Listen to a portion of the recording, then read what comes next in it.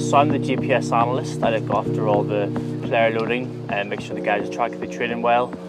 Also look after the gym-based stuff too, so we look after the strength numbers, how they track it through strength and power throughout camp, and then I mix in with the medicals as well, just to make sure we're all aligned together as a department. So the GPS, it just goes to the back of the jersey, between the scapula, and just goes in there, fits nice and snug. So you might see on TV, it looks like a sports bra, and that's basically where we put it. That's the best placement for rugby, so we get all the different metrics and collision-based metrics on that too. So that basically connects to satellites, and that's how we get all our data across. All our data is done live, so then that gets translated into the iPad that I carry around. So I would say to Jason and our other S&C coaches, this is how the guys look for total distance, HMLD, accelerations, decelerations, the key metrics we're looking for.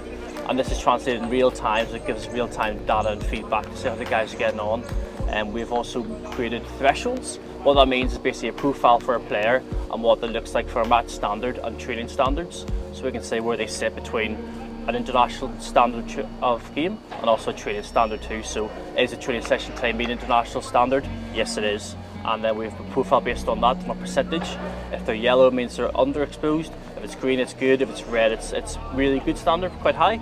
So we can see live in real time how the guys are getting on, who needs to push at the end or who's matched their standard, matched their needs for training. It was a great game against the Māoris, a real test for us as well. So we would try and compare each game and campaign against each other. So we'd say, how did the Māori game go against the Six Nations average, for example?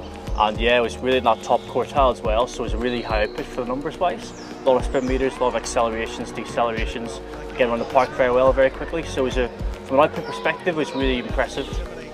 We would try to compare the URC standards against international standards for metrics wise.